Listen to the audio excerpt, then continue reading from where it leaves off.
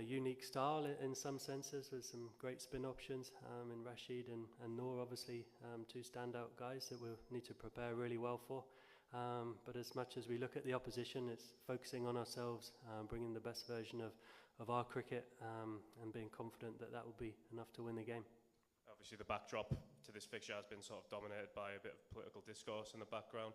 I was just wondering what sort of the deciding factor was for you to say I'm comfortable for this to go ahead. I know you said you've chatted with Mohammed Nabi and what was sort of discussed there with you two. Yeah, I think I've taken a lot of advice from lots of experts. I think credit to Rob Key and the ECB, been very, very good at supporting me and all the players and giving us information and education around this and making it an ECB decision. I think as we're very saddened at the plight of women and girls in Afghanistan at the moment and the struggles that they are facing. But we hope that the game tomorrow can be a source of hope and enjoyment in what's obviously a tough time at the moment. So I think we're really excited about the match. Sport has a great power to unite people and give hope, and that's what we hope this game will do. Hi, Jos. There's been some talk that with India knowing knowing where all their games will be in Dubai, that gives them a big advantage. Is that something you've got a view on? Not really. I think it's a unique tournament already, isn't it, with being hosted here with one team playing in a different place. But no, it's not something I'm sort of worried too much about at the moment. I've got all my focus on preparing well tonight and our game tomorrow. In terms of, I guess, the balance of your squad, does that make it harder knowing you might have to play in two different countries compared to only one? No, not necessarily. I don't think conditions are going to be too outrageously different, to be honest. So, look, as I said, we've really focused one game at a time. We focused hard on the Australia game. We didn't get the result that we wanted. So we dust ourselves down and prepare really well for tomorrow and get the level of performance that will give us a positive result. Any more questions from the UK before we open it up? The gentleman here at the front, and then we'll take one behind, please. Thank you. Yeah. Just after getting Rehan, now 3 spinners in the English side, and on the other side of one have also 3 quality spinners. So how you compare these spin attacks? And secondly, if this spin attack would be bowling, and what would be the ideal total for the team batting first? Yeah, I think it's about every game of cricket is turning up and assessing the conditions and playing accordingly.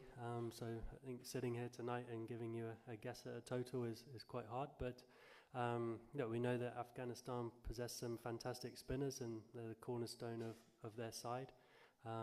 For us, we've got a nice mix of spin and obviously some fantastic pace bowling options as well. So we're very comfortable with the balance of our team.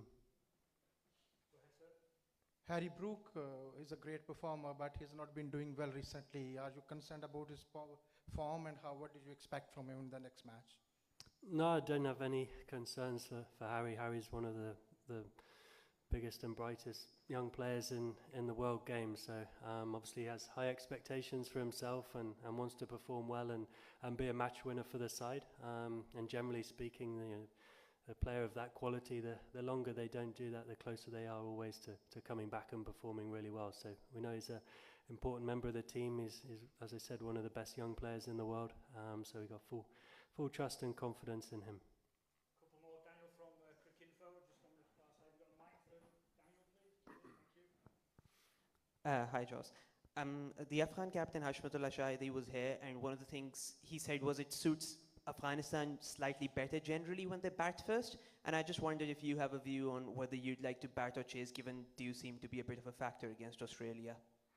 Yeah, I think obviously in the Australia game the Jude did come in and second innings probably skidded on a bit better, but no, we'll sort of, as I said, each game is individual. You've got to play well.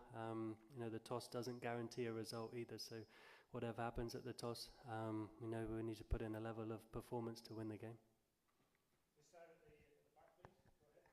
Hi Joe, the last match was totally batting wicket. What do you expect from the tomorrow pitch? Especially it will be a batting or for useful for the spin.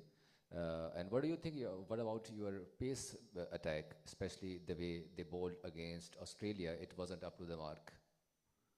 So can you repeat your question? Yeah, are you going to change some of your fast bowlers? Because in the previous match, they were not up to the mark. Australia chased 351. That was a huge target. But despite of heavy target, they chased it out. And what about your group position? Because the today match was abandoned, and now every match is doing the situation for every team.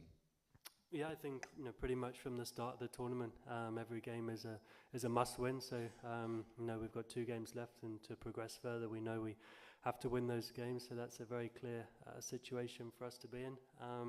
And yeah, I think the other question about the seam bowlers, we got great confidence in those guys. Level of performance was good, and as always, there's little areas we want to improve and chase that perfect game. Go ahead, sir, and we'll finish with Ali. I don't have a question. You've already been, okay, no worries. Ali, just going to pass the mic down to Matt, please, to Ali. Thank you. Cheers, Ali. Jos, you said after the T20 World Cup last year, you were sort of slightly concerned about your own job. You got renewed by Rob Key to carry on in the role. Do you feel like the stakes are quite personally high on this match? Like it's, obviously you're right over the game, the team's right on the precipice here. Yeah, absolutely. I think any time as an England captain, you want to perform, and you want to perform well, and you want to lead your team to winning games of cricket. So we haven't been doing that enough in the recent past, but very soon as you sort of catch yourself thinking about any negative things or those kind of things, try and completely flip that and focus on all the positive things that could go right and where you can take the team. So yeah, very much focus on that.